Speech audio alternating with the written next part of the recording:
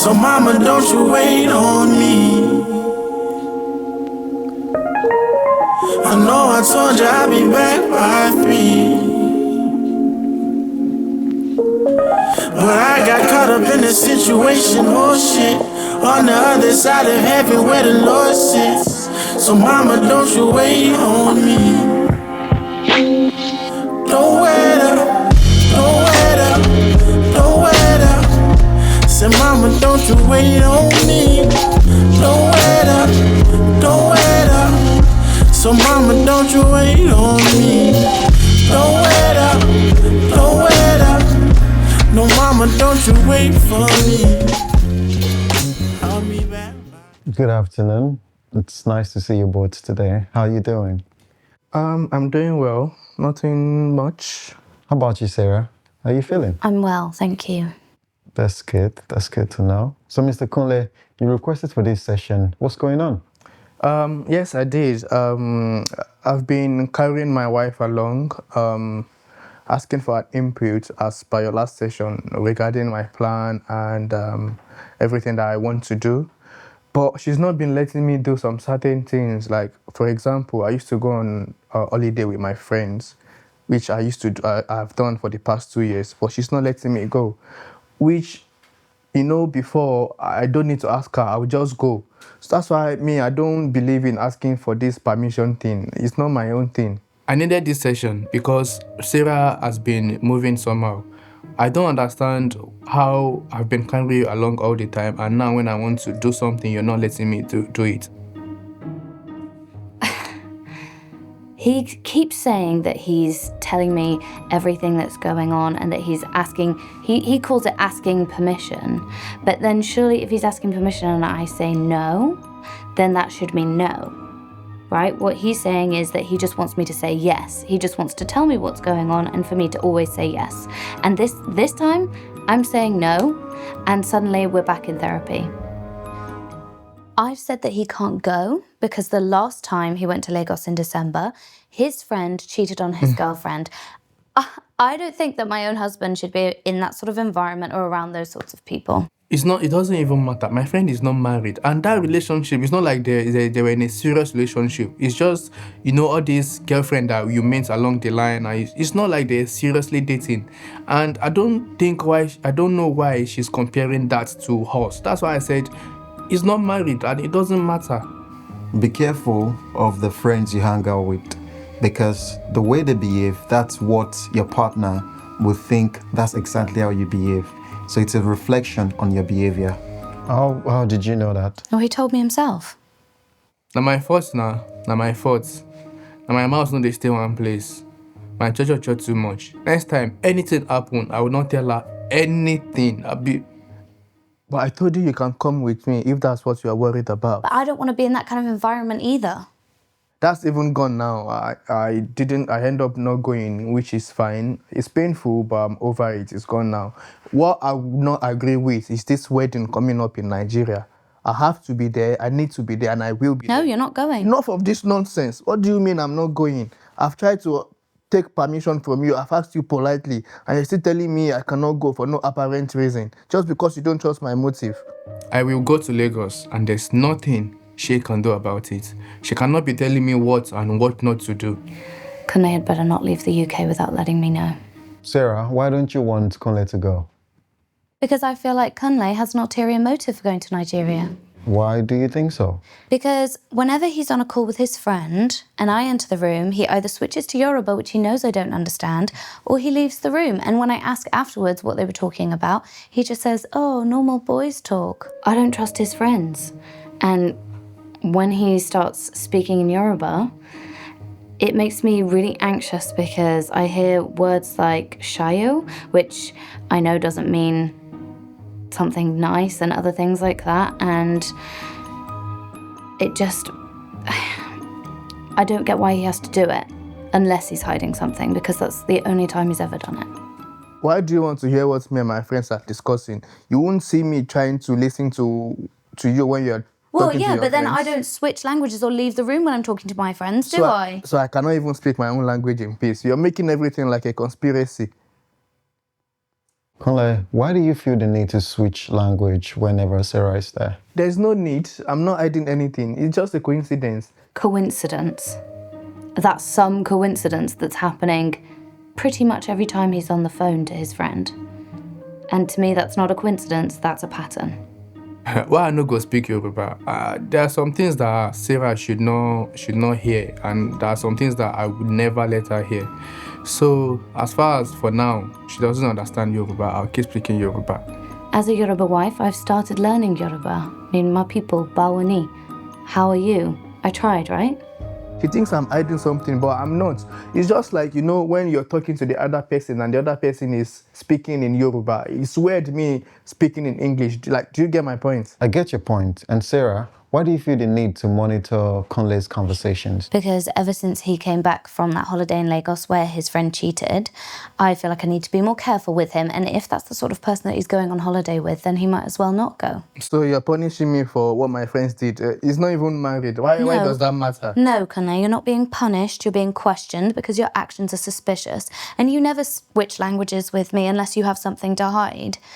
And what? So just because he's not married, that makes cheating less of a problem? Sarah, have you been to Nigeria before? Yes, briefly for our wedding. Okay, that's good. Would you be open to going to Nigeria again so that he's at the wedding, you're there, so you know what he's up to in the party? But that's not the point. My point is, okay, I don't want him to not do what he wants to do simply because I'm there. I want him to not do it even when I'm not there. Anything.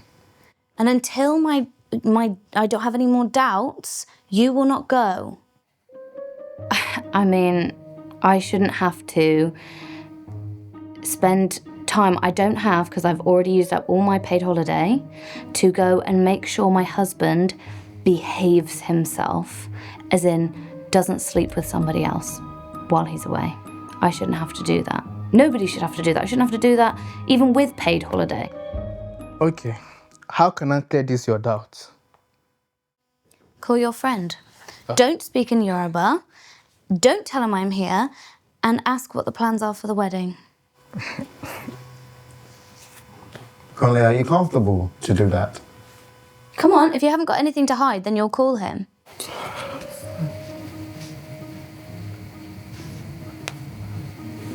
His hesitancy to make that call is exactly the reason that I'm so worried about him going. Well, do you need me to do it for you? No, I'll call him. Well, go on then.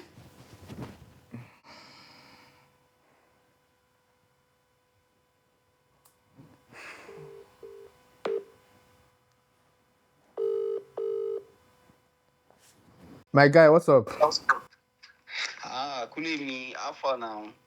I did. I beg, I want to ask, this wedding where they come up next month, you never sent me the breakdown. Oh, true. So the traditional is Friday in Ibadan. Then the white wedding is Saturday in Lekki. After party go mad, gone. We dey plan rent villa for us guys for weekend runs. Now proper boys weekend. Okay, villa. Makes sense. Like, how many of us go there? About now, like 8 of us, me, you, Sheyi, Emeka, Demola. You know the gang now. Same vibe like last December, just cleaner, no drama. But no wildlife. If you won't bring your wife, that's fine as well. Okay, makes sense. What about food, movement, and every other thing? We didn't handle them now. Everything's soft. We get driver, we get caterer, babes go even shoes. Yeah, hope me one be. Guy, forget.